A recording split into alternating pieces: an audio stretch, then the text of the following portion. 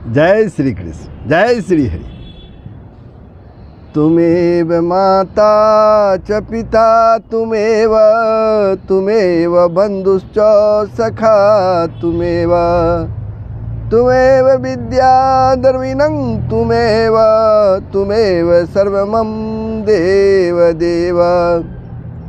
वसुदेव सुतं देवं कंस चाणूरमर्दनं देवकी परमानंदं कृष्णं वंदे जगद्गुरुं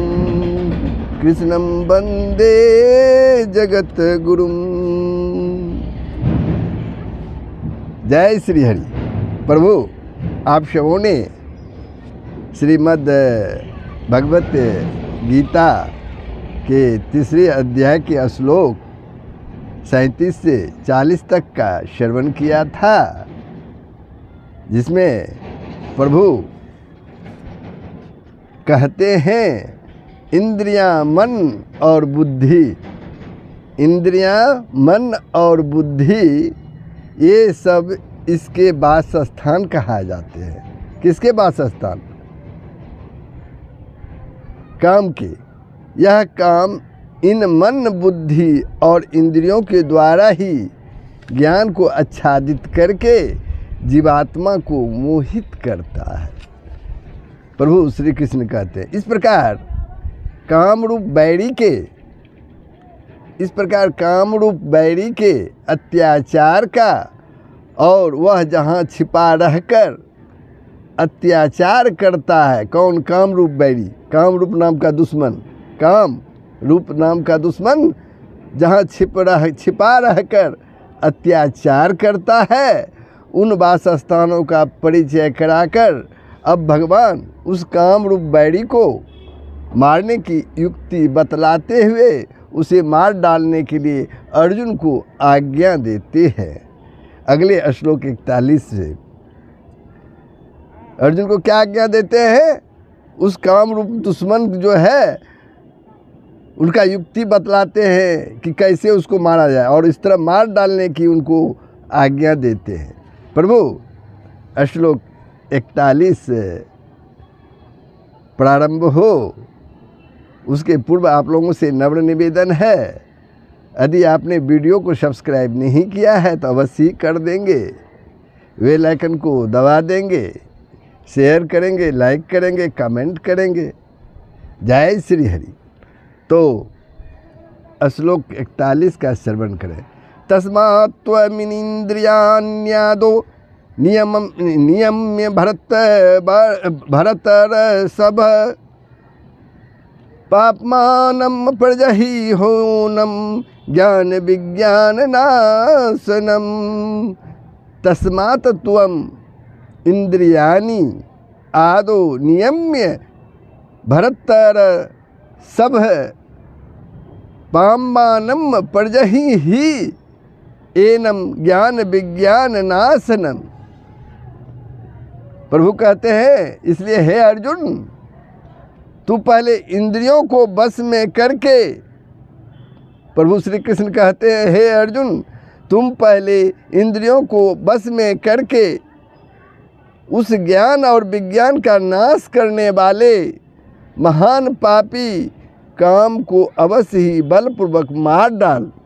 काम को अवश्य ही बलपूर्वक मार डाल, क्योंकि प्रभु के नज़र में काम जो है वो महान पापी है। अब इंद्रियों को किस उपाय से बस में करना चाहिए? आखिर प्रभु जो कह रहे हैं कि इंद्रियों को, मन को, बुद्धि को अपने बस में करके किस उपाय से बस में करना चाहिए, तो इसका उत्तर है, एक आसान सा उत्तर है, अभ्यास और वैराग्य। इन दो उपायों से इंद्रियां बस में हो सकती है। यही दो उपाय मन को बस में करने के लिए बतलाए गए हैं। यही दो उपाय मन को बस में करने के लिए बतलाए गए हैं। विषय और इंद्रियों के संयोग से, विषय और इंद्रियों के संयोग से होने वाले राजसी सुख तथा निद्रा, आलस्य और प्रमाद जनित तमाम सुख को, विनोद जनित प्रमाद जनित तमाम सुख को वास्तव में क्षणिक, नाशवान और दुख रूप समझकर इस लोक और परलोक के सभी भोगों से विरक्त रहना ही वैराग्य है। इस लोक और परलोक के सभी भोगों से अलग रहना ही, विरक्त रहना ही वैराग्य है।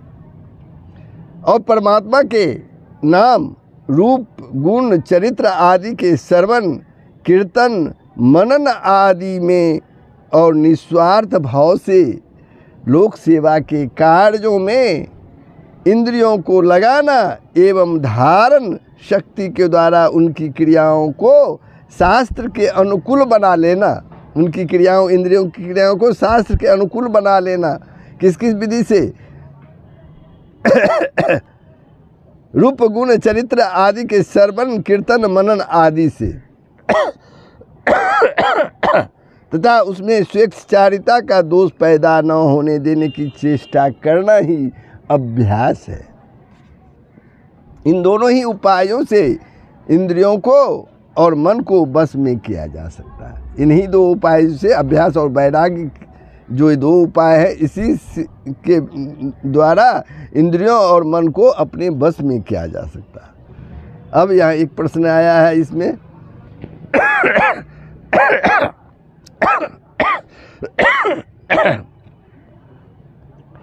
ज्ञान और विज्ञान, ज्ञान विज्ञान नाशनम। ज्ञान और विज्ञान, इन दोनों शब्दों का यहाँ क्या अर्थ है और काम को इनका नाश करने वाला बतलाने का क्या अभिप्राय है? काम को इसका नाश करने वाला बतलाने का क्या अभिप्राय है? तो इसका उत्तर भगवान देते हैं। भगवान के निर्गुण निराकार, भगवान के निर्गुण निराकार तत्व के प्रभाव, महात्म्य और रहस्य युक्त यथार्थ ज्ञान को, वास्तविक ज्ञान को, ज्ञान तथा सगुण निराकार और दिव्य साकार तत्व के लीला, रहस्य, गुण, महत्व और प्रभाव से युक्त यथार्थ ज्ञान को विज्ञान कहते हैं। यथार्थ ज्ञान को विज्ञान कहते हैं।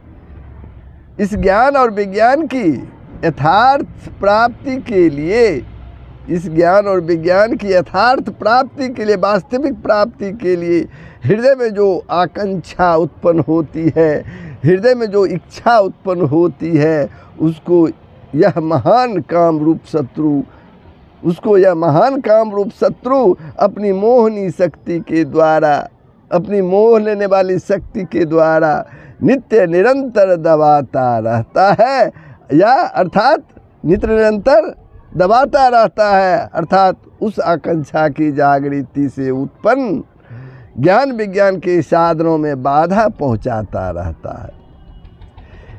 इसी कारण ये प्रकट नहीं हो पाते, इसलिए काम की उनका नाश करने वाला बतलाया गया है। ज्ञान और विज्ञान का नाश शब्द के दो अर्थ होते हैं। अब ध्यान से सुनिए, नाश शब्द के दो अर्थ होते हैं। एक तो अप्रगट कर देना, एक तो अप्रगट कर देना और दूसरा वस्तु का अभाव कर देना। यहाँ अप्रगट कर देने के अर्थ में, यहाँ अप्रगट कर देने के अर्थ में ही नाश शब्द का प्रयोग हुआ है, क्योंकि पूर्व श्लोकों में भी ज्ञान को काम से आवृत, काम से ढका हुआ बतलाया गया है। ज्ञान और विज्ञान को समूल नष्ट करने की, ज्ञान और विज्ञान को पूरी तरह से नष्ट करने की तो काम में शक्ति नहीं है, क्योंकि काम की उत्पत्ति अज्ञान से ही हुई है। अतः ज्ञान विज्ञान के एक बार प्रकट हो जाने पर तो अज्ञान की समूल नाश हो जाता है। अगर ज्ञान और विज्ञान अगर एक बार प्रकट हो जाए तो अज्ञान का पूरी तरह से ही खात्मा हो जाता है, नाश हो जाता है। फिर तो ज्ञान विज्ञान के नाश का कोई प्रश्न ही नहीं रह जाता। पूर्व श्लोक में इंद्रियों को बस में करके काम रूप शत्रु को मारने के लिए कहा गया है। इस पर यह शंका होती है कि जब इंद्रियां, मन और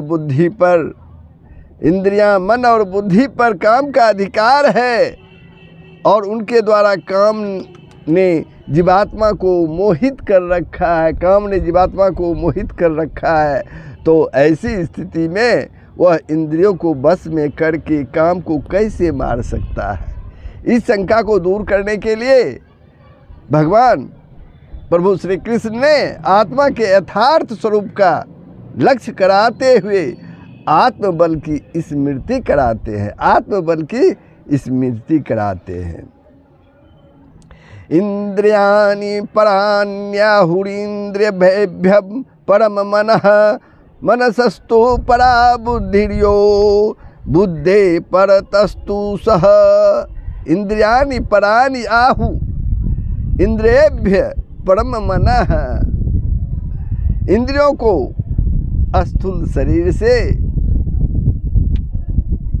इंद्रियों को इस स्थूल शरीर से पर यानी श्रेष्ठ, बलवान और सूक्ष्म कहते हैं, बलवान और सूक्ष्म कहते हैं।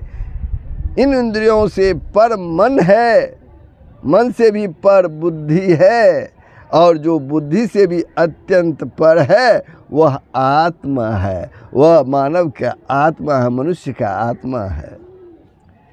अब प्रश्न उठता है, इंद्रियों को स्थूल शरीर से पर कहते हैं, इंद्रियों को स्थूल शरीर से पर कहते हैं, अलग कहते हैं, यह बात किस आधार पर मानी जा सकती है? यह बात जो है किस आधार पर मानी जा सकती है? अब इसका उत्तर भी प्रभु दे रहे हैं। कठोपनिषद में शरीर को रथ और इंद्रियों को घोड़े बतलाया है। कठोपनिषद में शरीर को रथ और इंद्रियों को घोड़ा बतलाया गया है। रथ की अपेक्षा घोड़ा श्रेष्ठ है और चेतन है, रथ की अपेक्षा घोड़ा श्रेष्ठ और चेतन है एवं रथ को अपनी इच्छा अनुसार ले जा सकता है। इसी तरह इंद्रियां ही स्थूल शरीर को, इंद्रियां ही इस स्थूल शरीर को चाहे जहां ले जाती है, अतः उससे बलवान और वो चेतन है। स्थूल शरीर देखने में आता है, इंद्रियां देखने में नहीं आती। ये शरीर तो देखने में आता है लेकिन इंद्रियां देखने में नहीं आती, इसलिए वे इससे सूक्ष्म भी है। इसके सिवा स्थूल शरीर की अपेक्षा इंद्रियों की श्रेष्ठता, सूक्ष्मता और बलवत्ता प्रत्यक्ष ही देखने में आती है। इंद्रियों की श्रेष्ठता, सूक्ष्मता और बलवत्ता प्रत्यक्ष यानी सामने में देखने में आती है। अब एक प्रश्न और है, कठोपनिषद में कहा है कि इंद्रियों की अपेक्षा अर्थ पर है, अर्थों की अपेक्षा मन पर है। इंद्रियों की अपेक्षा अर्थ पर है, अर्थों की अपेक्षा मन पर है, मन से बुद्धि पर है, बुद्धि से महत्वत्व पर है, समष्टि बुद्धि रूप महत्वत्व से अव्यक्त पर है और अव्यक्त से पुरुष पर है। इस पुरुष से पर अर्थात श्रेष्ठ और सूक्ष्म कुछ भी नहीं है। यही सबकी अंतिम सीमा है और यही परम गति भी है। परंतु यहाँ भगवान ने अर्थ, महतत्व और अव्यक्त को छोड़कर कहा है कि इसका क्या अभिप्राय है। भगवान ने यहाँ इस प्रकरण का वर्णन सार रूप में किया है, इसलिए उन तीनों का नाम नहीं लिया, क्योंकि काम को मारने के लिए अर्थ, महतत्व और अव्यक्त की श्रेष्ठता बतलाने की कोई आवश्यकता ही नहीं है, केवल आत्मा का ही महत्व दिखलाना है। अब एक प्रश्न है, कठोपनिषद में इंद्रियों की अपेक्षा अर्थों पर यानी श्रेष्ठ कैसे बताया है? इंद्रियों की अपेक्षा अर्थों को पर यानी श्रेष्ठ कैसे बतलाया? तो इसका उत्तर भी सुन लिए। वहाँ अर्थ शब्द का अभिप्राय पंच तन्मात्राएं हैं। वह अर्थ शब्द का अभिप्राय पंच तन्मात्राएं हैं और तन्मात्राएं इंद्रियों से सूक्ष्म है, इसलिए उनको पर कहना उचित ही है। एक प्रश्न और है, यहाँ भगवान ने इंद्रियों की अपेक्षा मन को और मन की अपेक्षा बुद्धि को पर यानी अर्थात श्रेष्ठ, पर यानी श्रेष्ठ, सूक्ष्म और बलवान बतलाया है। किंतु दूसरे अध्याय में कहा है कि यत्न करने वाले बुद्धिमान पुरुष के मन को भी परमथन स्वभाव वाली इंद्रियां जबरदस्ती हर लेती है, तथा यह भी कहा है कि विषयों में विचरती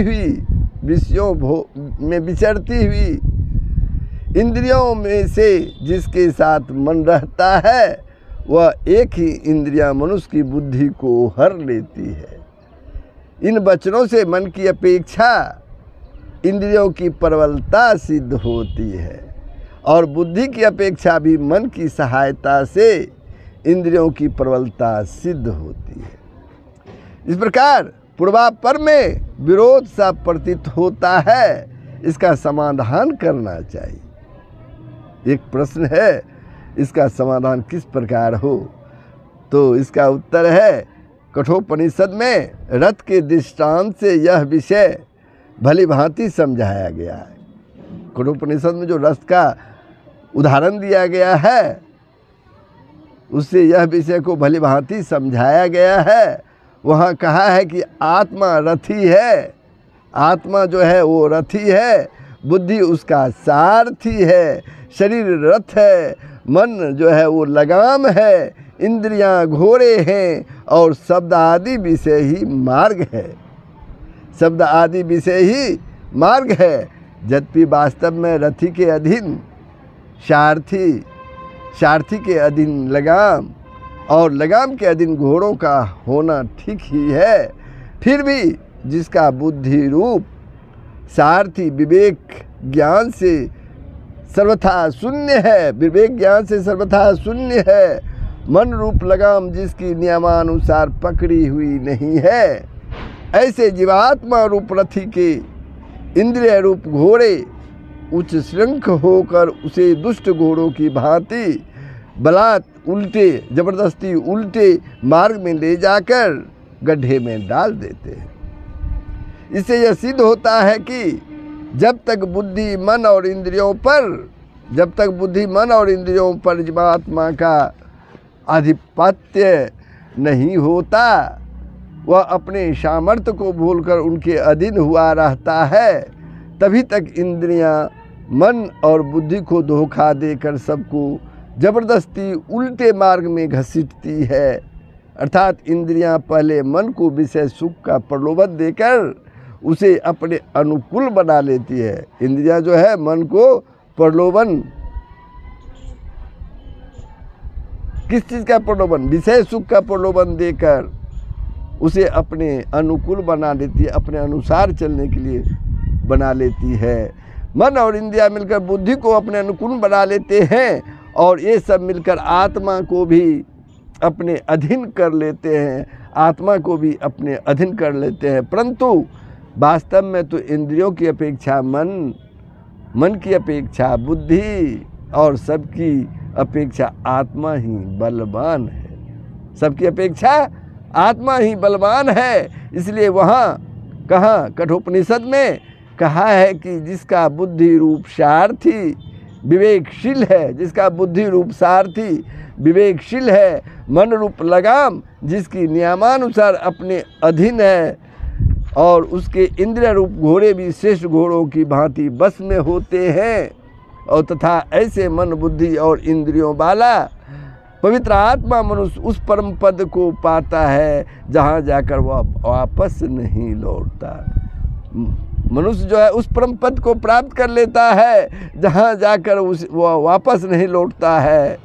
गीता में भी जीते हुए मन बुद्धि और इंद्रियों से युक्त अपने आत्मा को मित्र और बिना जीते हुए मन बुद्धि और इंद्रियों वाले को अपने शत्रु के समान बतलाया है। अतः बिना जीती हुई इंद्रियां वास्तव में मन बुद्धि की अपेक्षा निर्बल होती हुई भी प्रबल रहती है। इस आशय से दूसरे अध्याय का कथन है और यहाँ इसका वास्तविक स्थिति बतलाई गई है। अतः पूर्वापर में कोई विरोध नहीं है, पूर्वापर में कोई विरोध नहीं है। यहाँ एक शब्द आया है परतः, ये पद है, इसका अर्थ अत्यंत पर किया गया है। इसका क्या अभिप्राय है, एक प्रश्न उठता है। कठोपनिषद में जहाँ यह विषय आया है वहाँ बुद्धि से पर महत्व को, उससे पर अव्यक्त को और अव्यक्त से भी पर पुरुष को बतलाया गया है तथा यह भी कहा गया है कि यही पराकाष्ठा है, पर तत्व की अंतिम अवधि है, इससे पर कुछ भी नहीं। इस श्रुति के भाव को स्पष्ट दिखलाने के लिए यहाँ परतः का अत्यंत पर अर्थ किया गया है, अत्यंत श्रेष्ठ अर्थ किया गया है। आत्मा सबका आधार, कारण, प्रकाशक और प्रेरक तथा सूक्ष्म, व्यापक, श्रेष्ठ और बलवान होने के कारण उसे अत्यंत पर, अत्यंत श्रेष्ठ कहना उचित ही है। एक प्रश्न और है, यहाँ काम का प्रकरण चल रहा है। अगले श्लोक में भी काम को मारने के लिए भगवान कहते हैं, अतः इस श्लोक में आया हुआ सह काम का वाचक मान लिया जाए तो क्या हानि है। यहाँ काम को मारने का प्रकरण अवश्य है, परंतु उसे श्रेष्ठ बतलाने का प्रकरण नहीं है। उसे मारने की शक्ति आत्मा में मौजूद है, आत्मा में मौजूद है। मनुष्य यदि अपने आत्मबल को समझ जाए, मनुष्य यदि अपने आत्मबल को समझ जाए तो वह बुद्धि, मन और इंद्रियों पर सहज ही अपना पूर्ण अधिकार स्थापन करके काम को मार सकता है। अब पूर्ण अधिकार स्थापित करके काम को मार सकता है। इस बात को समझाने के लिए इस श्लोक की प्रवृत्ति हुई है। यदि इंद्रिय, मन और बुद्धि से काम को अत्यंत श्रेष्ठ माना जाएगा, काम को अत्यंत उच्च माना जाएगा, तो उनके द्वारा काम को मारने के लिए कहना भी असंगत होगा। इसके सिवा सह पद का अर्थ काम मानना कठोपनिषद के वर्णन से भी विरुद्ध पड़ेगा, उल्टा पड़ेगा। अतः यहाँ सह पद काम का वाचक नहीं है, किंतु दूसरे अध्याय में जिसका लक्ष्य करके कहा है कि रसोपयस्य परम दृष्ट्वा निर्वर्तते, उस प्रातत्व का अर्थात नित्य शुद्ध बुद्ध स्वरूप परमात्मा का ही वाचक है। अब भगवान पूर्व श्लोक के वर्णानुसार, प्रभु जो है, कृष्ण जो है, पूर्व श्लोक के वर्णन के अनुसार आत्मा को सर्वश्रेष्ठ समझकर काम रूप बैरी को मारने के लिए आज्ञा देते हैं। एवं बुद्धे परम बुद्ध्वा संस्तभ्यात्मना जहि शत्रुम महाबाहो काम रूपम दुरासदम। इस प्रकार बुद्धि से पर अर्थात सूक्ष्म, बलवान और अत्यंत श्रेष्ठ आत्मा को जानकर और बुद्धि के द्वारा मन को बस में करके, हे महाबाहो, तू इस काम रूप दुर्जय शत्रु को मार डाल। प्रभु श्री कृष्ण अर्जुन को कहते हैं, हे महाबाहो, तू इस काम रूप दुर्जय शत्रु को मार डाल। यहाँ बुद्धि से पर आत्मा को समझकर काम को मारने के लिए कहने का क्या अभिप्राय है, एक प्रश्न उठ जाता है। तो मनुष्यों का ज्ञान अनादिकाल से अज्ञान द्वारा आवृत हो रहा है। मनुष्यों का ज्ञान जो है शुरू से ही, अनादिकाल से ही अज्ञान द्वारा आवृत हो रहा है, उस पर अज्ञान छाया हुआ है। इस कारण वे अपने आत्मस्वरूप को भूले हुए हैं। स्वयं सबसे श्रेष्ठ होते हुए भी अपनी शक्ति को भूलकर काम रूप बैरी के वश में हो रहे हैं। लोक प्रसिद्धि से और शास्त्रों द्वारा सुनकर भी लोग आत्मा को वास्तव में सबसे श्रेष्ठ नहीं मानते। यदि आत्मस्वरूप को भली भांति समझ ले यदि आत्मस्वरूप को भली भांति समझ ले तो राग रूप काम का सहज ही नाश हो जाए। अतएव आत्मस्वरूप को समझना ही उसे मारने का प्रधान उपाय है। इसलिए भगवान ने आत्मा को बुद्धि से भी अत्यंत श्रेष्ठ समझकर, बुद्धि से भी अत्यंत उच्च समझकर काम को मारने के लिए कहा है। आत्म तत्व बहुत ही गूढ़ है। महापुरुषों द्वारा समझाए जाने पर कोई सूक्ष्मदर्शी मनुष्य ही इसे समझ सकता है। कठोपनिषद में कहा है कि सब भूतों के अंदर छिपा हुआ यह आत्मा उनके प्रत्यक्ष नहीं होता। केवल सूक्ष्मदर्शी पुरुष ही अत्यंत तीक्ष्ण और सूक्ष्म बुद्धि द्वारा इसे प्रत्यक्ष कर सकते हैं। एक प्रश्न और है, यहाँ आत्मानम का अर्थ मन और आत्मना का अर्थ बुद्धि किस कारण से किया गया है? इसमें जो पद आया है आत्मानम और आत्मना का अर्थ बुद्धि किस कारण से किया गया है?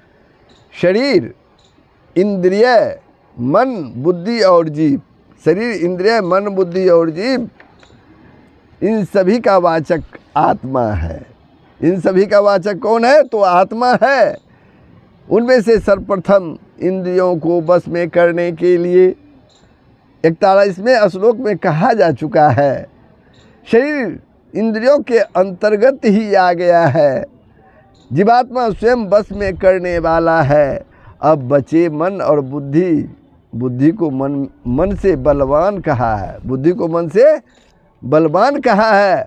अतः इसके द्वारा मन को बस में किया जा सकता है।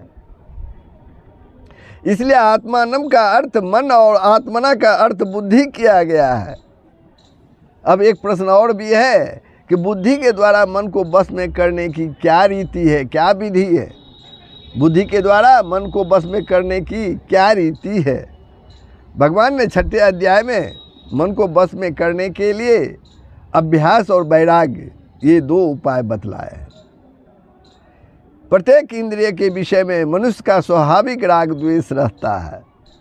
विषयों के साथ इंद्रियों का संबंध होते समय जब जब राग द्वेष का अवसर आवे तब तब बड़ी सावधानी के साथ बुद्धि से विचार करते हुए राग द्वेष के बस में न होने की चेष्टा रखने से धीरे धीरे राग द्वेष कम होते चले जाते हैं। यहाँ बुद्धि से विचार कर इंद्रियों के भोगों में दुख और दोषों का बार बार दर्शन कराकर मन की उनमें अरुचि उत्पन्न कराना ही वैराग्य है। और व्यवहार काल में स्वार्थ की त्याग की ओर, व्यवहार काल में स्वार्थ के त्याग की और ध्यान के समय मन को परमेश्वर के चिंतन में लगाने की चेष्टा कर रखना, परमेश्वर के चिंतन में लगाने की चेष्टा करना रखना और मन को भोगों की प्रवृत्ति से हटाकर परमेश्वर के चिंतन में बार बार नियुक्त करना ही अभ्यास है। अब एक प्रश्न है, जब आत्मा स्वयं सबसे प्रबल है, आत्मा स्वयं सबसे प्रबल है, तब बुद्धि के द्वारा मन को बस में करके काम को मारने के लिए भगवान कैसे कहा है? आत्मा स्वयं ही काम रूप महान बैरी को मार सकता है। अब इसका उत्तर भी जान लीजिए। अवश्य आत्मा में अनंत बल है, इसमें कोई शक नहीं। वह काम को मार सकता है। वस्तुतः उसी के बल को पाकर सब बलवान और क्रियाशील होते हैं, परंतु वह अपने महान बल को भूल रहा है। और जैसे प्रबल शक्तिशाली सम्राट अज्ञानवश अपने बल को भूलकर अपनी अपेक्षा सर्वथा बलहीन क्षुद्र नौकर चाकरों के अधीन होकर उसकी हाँ में हाँ मिला देता है, वैसे ही आत्मा भी अपने को बुद्धि, मन और इंद्रियों के अधीन मानकर उनके काम प्रेरित मनमाने कार्यों में मुख्य अनुमति दे रहा है, मौन अनुमति दे रहा है। इसी से उन बुद्धि, मन और इंद्रियों के अंदर छिपा हुआ काम जीवात्मा को विषयों का प्रलोभन देकर उसे संसार में फंसाता रहता है। प्रलोभन देकर, इंद्रियों के अंदर छिपा हुआ काम जो है, जितने भी जीवात्मा हैं उनको विषयों का लोभ देकर उसे संसार में फंसाता रहता है। यदि आत्मा अपने स्वरूप को समझकर, अपने शक्ति को पहचान कर बुद्धि, मन और इंद्रियों को रोक ले, उन्हें मनमाना कार्य करने की अनुमति ना दे और चोर की तरह बसे हुए काम को निकाल बाहर करने के लिए बलपूर्वक आज्ञा दे दे, तो न बुद्धि, मन और इंद्रियों की शक्ति है कि वे कुछ कर सके, और न काम में ही असामर्थ्य है कि वह क्षण भर के लिए भी वहाँ टिक सके, ठहर सके। सचमुच यह आश्चर्य ही है कि आत्मा से ही सत्ता, स्फूर्ति और शक्ति पाकर, उसी के बल से बलवान होकर ये सब उसी को दबाए हुए हैं और मनमानी कर रहे हैं। अतः यह आवश्यक है कि आत्मा अपने स्वरूप को और अपनी शक्ति को पहचान कर बुद्धि, मन और इंद्रियों को बस में करे, बुद्धि, मन और इंद्रियों को अपने बस में करे। काम उन्हीं में बसता है और उच्छृंख हो रहे हैं। इनको बस में कर लेने पर काम सहज ही मर सकता है। काम को मारने का वस्तुतः अक्रिय आत्मा के लिए यही तरीका है, यही तरीका है। इसलिए बुद्धि के द्वारा मन को बस में करके काम को मारने के लिए कहा गया है। अब एक प्रश्न और उठता है कि काम रूप बैरी को दुर्जय बतलाने का, काम रूप दुश्मन को दुर्जय बतलाने का क्या अभिप्राय है? वस्तुतः काम में कोई बल नहीं है। यह आत्मा के बल से बलवान हुए, बुद्धि, मन और इंद्रियों में रहने के लिए जगह पा जाने के कारण ही उनके बल से बलवान हो गया है, तथा जब तक बुद्धि, मन और इंद्रियां अपने बस में नहीं हो जाते, तब तक उनके द्वारा आत्मा का बल काम को प्राप्त होता रहता है। इसलिए काम अत्यंत प्रबल माना जाता है और इसलिए उसे दुर्जय कहा गया है। परंतु काम का यह दुर्जयत्व तभी तक है जब तक आत्मा अपने स्वरूप को पहचान कर बुद्धि, मन और इंद्रियों को अपने बस में ना कर ले। यहाँ प्रभु एक शब्द महाबाहो संबोधन किस अभिप्राय से कर दिया? महाबाहो एक संबोधन किया अर्जुन के लिए, वह किस अभिप्राय से किया गया? महाबाहो शब्द बड़ी भुजा वाले बलवान का वाचक है। महाबाहो शब्द बड़ी भुजा वाले बलवान का वाचक है और यह शौर्य सूचक शब्द है, यह शौर्य सूचक शब्द है। भगवान श्री कृष्ण काम को दुर्जय बतलाकर उसे मारने की आज्ञा देते हुए अर्जुन को महाबाहो नाम से संबोधित कर आत्मा के अनंत बल की याद दिला रहे हैं अर्जुन को, और साथ ही यह भी सूचित कर रहे हैं कि समस्त अनंत चिंत्य दिव्य शक्तियों का अनंत भंडार है, भंडार मैं, जिसकी शक्ति का क्षुद्र सा अंश पाकर देवता और लोकपाल समस्त विश्व का संचालन करते हैं, और जिसकी शक्ति के करोड़ में कलांश भाग को पाकर जीव अत्यंत शक्तिशाली बन सकता है। वह स्वयं मैं जब तुम्हें काम को मारने में समर्थ शक्ति संपन्न मानकर आज्ञा दे रहा हूँ, तब काम कितना ही दुर्जय और दुर्धर्ष बैरी क्यों न हो, तुम बड़ी आसानी से उसे मारकर उस पर विजय प्राप्त कर सकते हो। इसी अभिप्राय से यह संबोधन अर्जुन के लिए महाबाहो दिया गया। इस प्रकार प्रभु श्रीमद् भगवद गीता के 3रा अध्याय का श्लोक 43 पर विश्राम लेता हूँ। अब 3रा अध्याय यहीं संपन्न होता है। ये आप लोगों ने श्रवण किया, कैसा लगा कमेंट के माध्यम से बताएंगे। यदि आपने वीडियो को सब्सक्राइब नहीं किया है तो अवश्य सब्सक्राइब कर देंगे। जय श्री हरि, जय श्री कृष्ण।